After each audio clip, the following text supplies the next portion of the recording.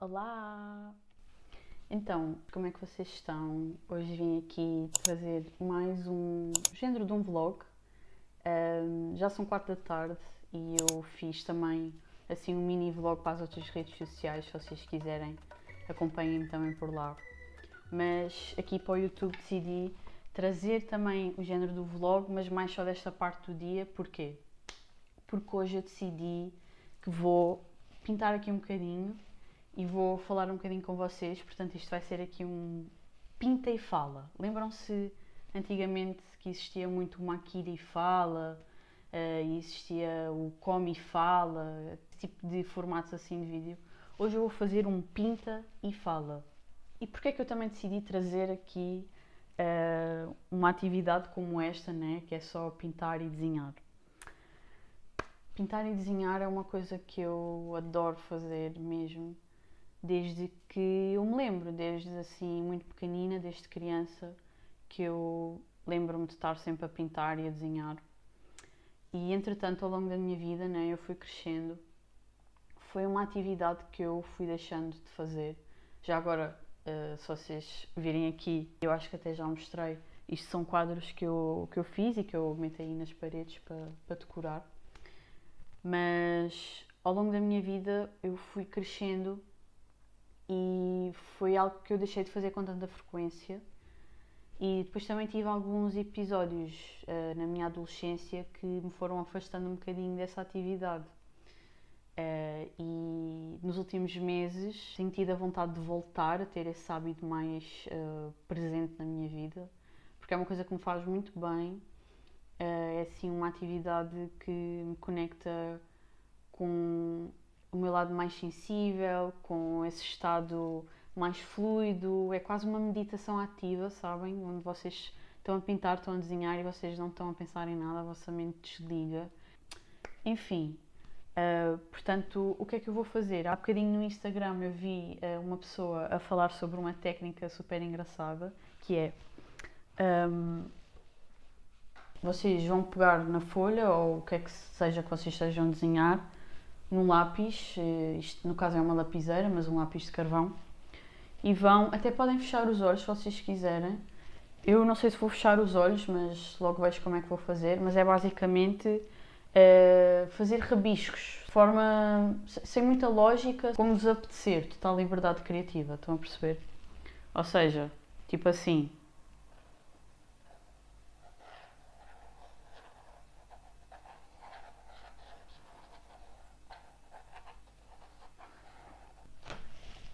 o meu ficou assim, estão a ver? Pronto. Depois disto, vocês vão olhar para os vossos rabiscos, se quiserem, depois podem fazer mais por cima, e vão identificar no papel algumas figuras, seja olhos, seja objetos, seja uma pessoa, seja um animal, uma flor, aquilo que vocês quiserem. Como nós fazemos às vezes, estamos a olhar para as nuvens e aquela parece um cão, aquela nuvem. Por exemplo, vamos fazer a mesma coisa aqui e depois, quando vocês identificarem esse tipo de objetos ou essas formas no vosso papel, vocês pintam essas formas.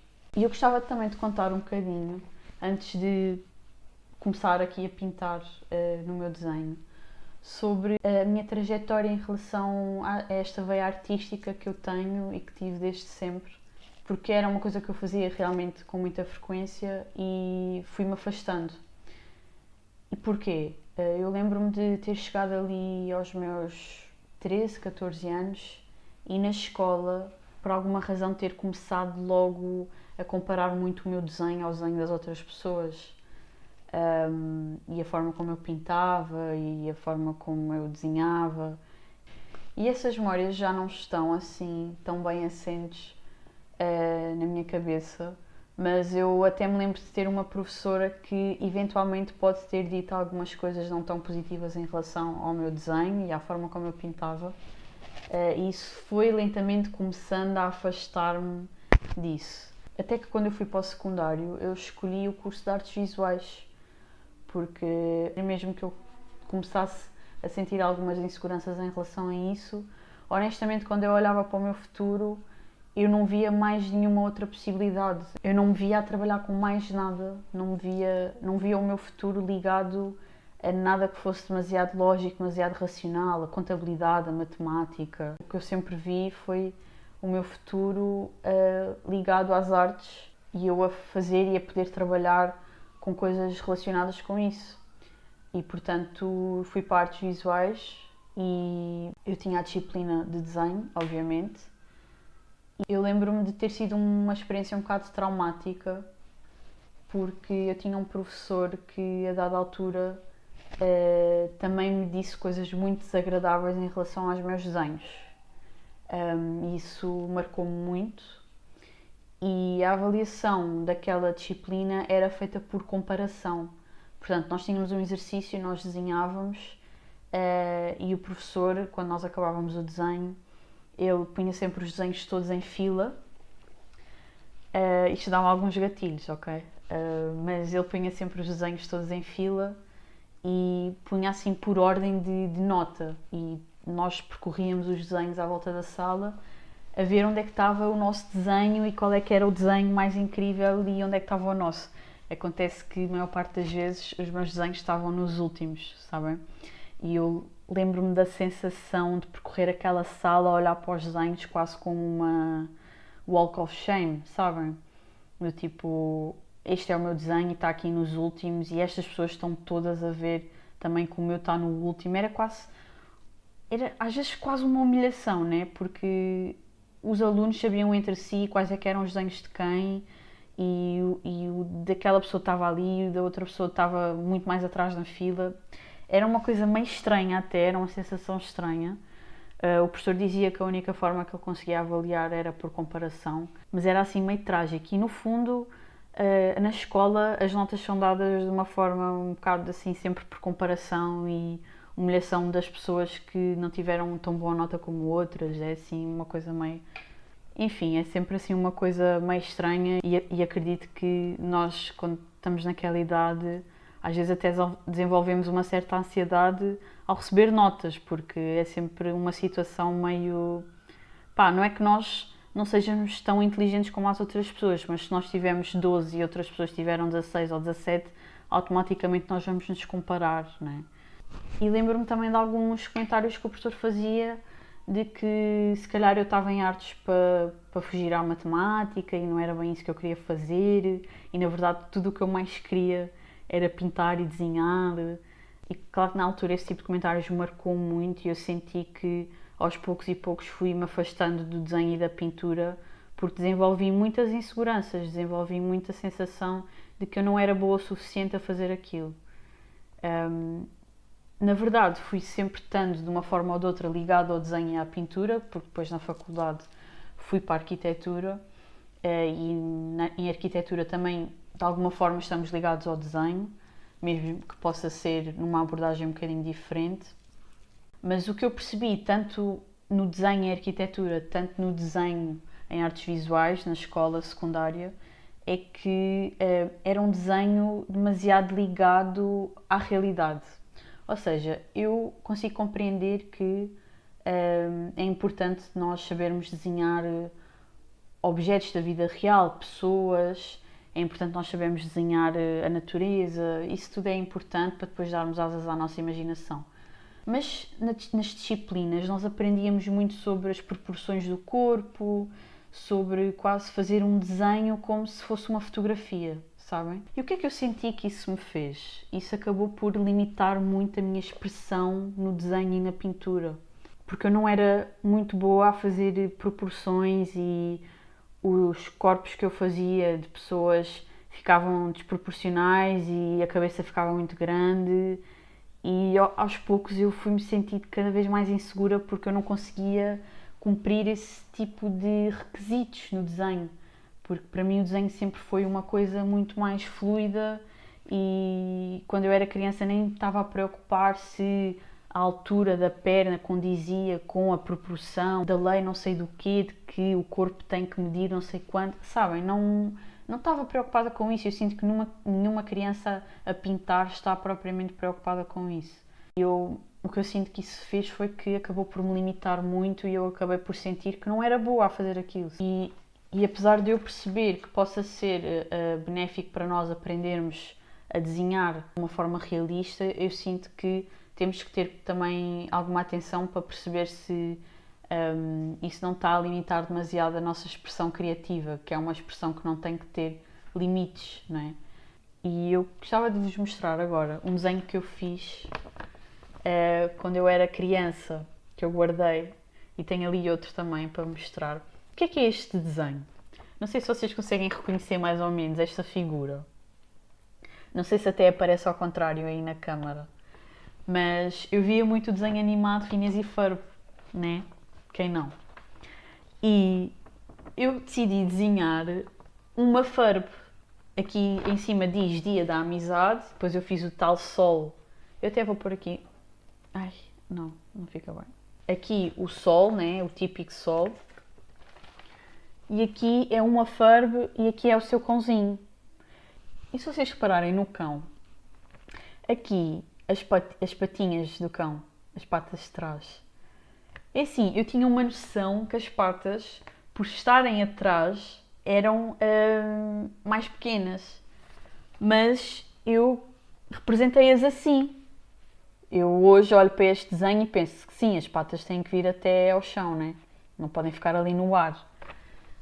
Mas será que uma criança, quando está a desenhar, quando está a fazer uma atividade que está tão ligada à sua expressão livre e criativa, está assim tão preocupada se o desenho do cão está exatamente correto, com as proporções todas que tem que ter?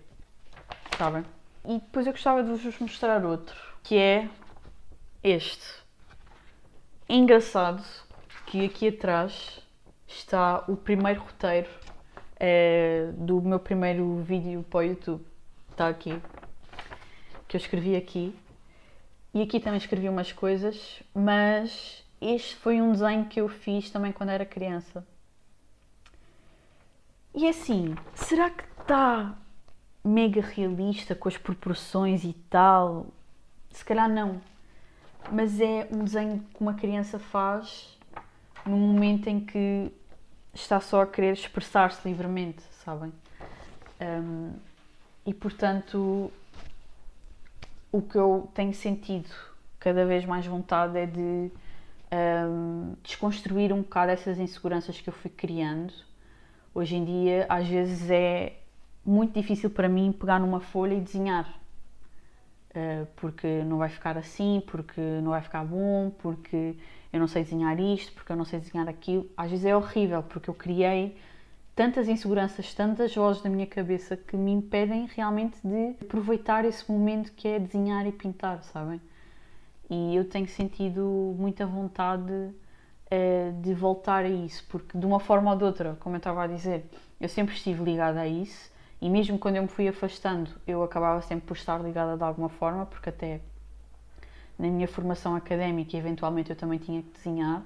Muitas vezes não porque eu queria, sim porque fazia parte do trabalho que eu tinha que fazer. Mas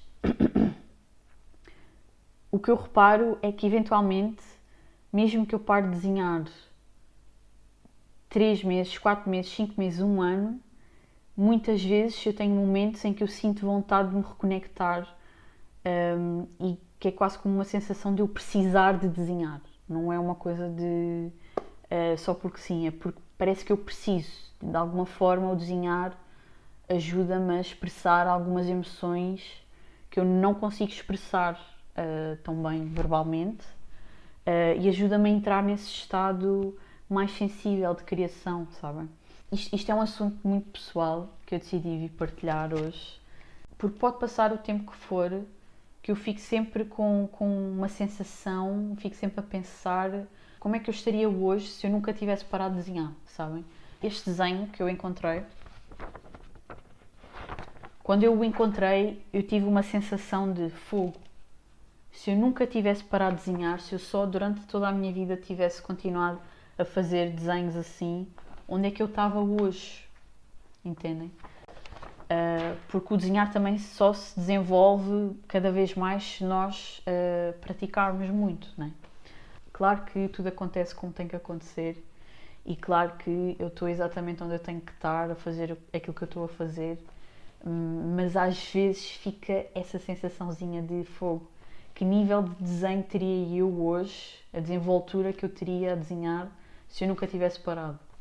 Enfim, já estive aqui a falar muito, vou fazer mais rabiscos e vou desenhar aqui umas coisas e fiquem aí desse lado a acompanhar e se quiserem desenhem também um bocadinho.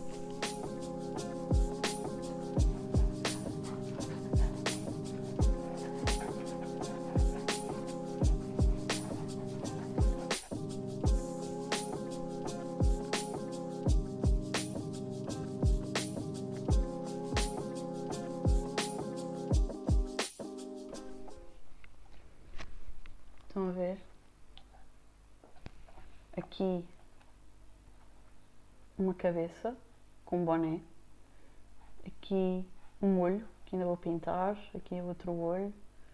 Aqui até me pareceu. Sabem a Viagem de Chihiro? Sabem? O filme. Pareceu-me uma cena assim. Uma pessoa.